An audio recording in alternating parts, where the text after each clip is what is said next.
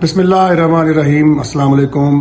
میرا نام ڈاکٹر اسد امتیاز ہے اور میں ایک میڈیکل اسپیشلسٹ اور ایک سائنٹیفک پرسنل ہوں.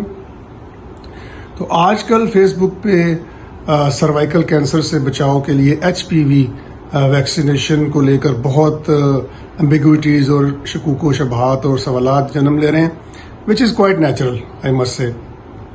تو سب سے پہلے تو میں یہ بتاؤں کہ یہ HPV ہیومن پیپیلوما وائرس کیا چیز ہوتی ہے.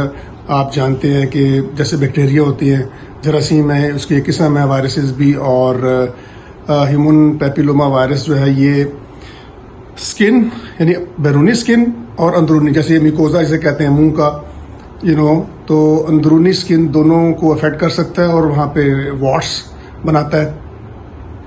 تو 90% کیسز میں انفیکشن امیونٹی سے کلیئر ہو جاتی ہے, اور جبکہ 10% میں یہ وائرسز وہاں پہ ان ایریاز میں کولونائز یا ریزائڈ بھی کر سکتا ہے. ٹھیک ہے جی. تو یہ وائرس اگر آپ پوچھیں کہ پھیلتا کیسے ہے, تو زیادہ تر تو یہ اسکن ٹو اسکن کانٹیکٹ سے ہی ہوتا ہے. ٹھیک ہے, لیکن بہرحال وداؤٹ کانٹیکٹ بھی ایکوائر ہو سکتا ہے.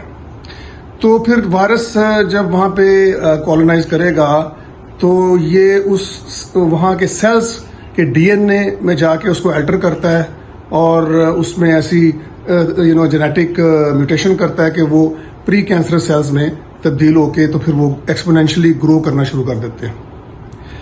اب سروائیکل کینسر کیا ہوتا ہے, یعنی سروکس جو ہے وہ ایک سمجھ لے کہ برج ہے یا وال ہے فیمیل پرائیویٹ پارٹ اور یوٹرس کے درمیان, بچہ دانی درمیان. ٹھیک ہے جی. تو وہاں پہ یہ وائرس زیادہ تر کولونائز کرتا ہے, اور وہاں پہ وہ پری کینسرس چینجز کر کے تو مطلب ایک اندازے کے مطابق روزانہ 8 خواتین سروائیکل کینسر کی وجہ سے موت کا شکار ہو جاتی ہیں.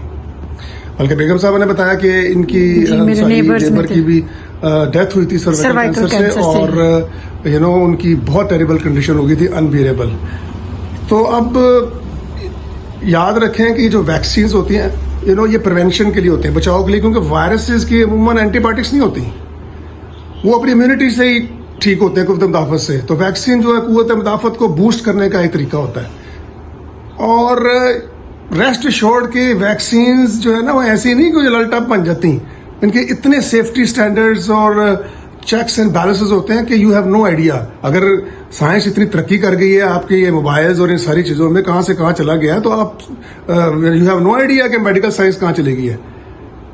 ایکسپیریمنٹل اینیملز ہوتے ہیں, یعنی اینیمل ٹرائلز ہوتے ہیں, اس کے بعد پھر ہیومن ٹرائلز ہوتے ہیں, اور پھر میس لیول پہ ہوتا ہے. اور یہ ویکسین 1990 سے چل رہی ہے ویسٹرن کنٹریز میں, بلکہ تھوڑی سی مہنگی تھی تو لوگ پرائیویٹلی اس کو خود کرواتے تھے.